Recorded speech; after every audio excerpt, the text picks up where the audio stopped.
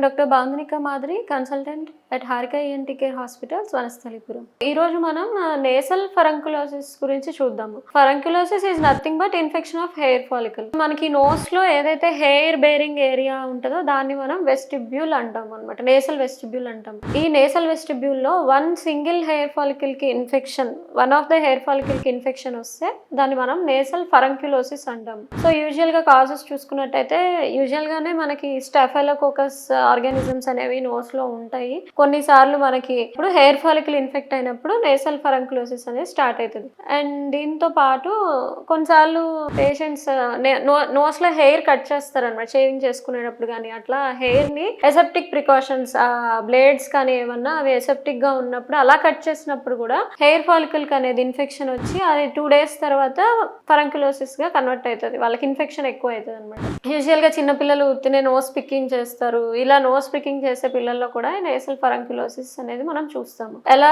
Present చేస్తారు patients అంటే, severe pain ఉంటుంది, నోస్ అంతా వాపు వచ్చేస్తుంది, పైన భాగం అంతా నోస్ వాపు రావడం, నోస్ ఎర్రగా అయిపోవడం, ఈ ఏరియా అంతా ఎర్రగా అయిపోతుంది. అండ్ కొంచెం ఇన్ఫెక్షన్ సివియర్ అయినప్పుడు ఈవెన్ నోస్ మొత్తం లోపల కూడా స్వెల్లింగ్ వచ్చేస్తుంది అండ్ పస్ నిండిపోతుంది. ఫర్దర్ గా furuncle may lead to septal abscess, ఈ ఏరియా అంతా యాబ్సిస్ లాగా పస్ లాగా నిండిపోవడం.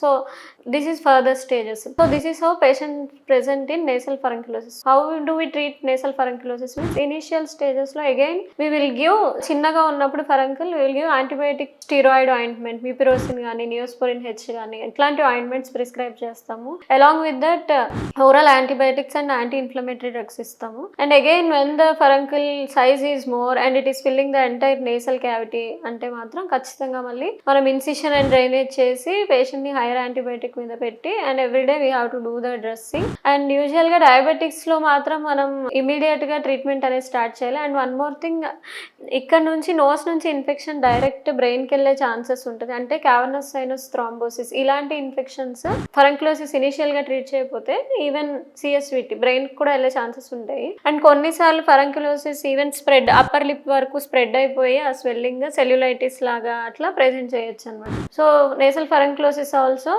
ఇమీడియట్ గా ట్రీట్మెంట్ అనేది చేయాలి. Mostly immunocompromised and diabetic patients లో సివియర్ ఇమ్యూనిటీ స్టేటస్ తక్కువ ఉన్న వాళ్ళకి మనం ట్రీట్మెంట్ వెంటనే ఇవ్వాలన్నమాట. So this is how we treat nasal ఫరంకులోసిస్.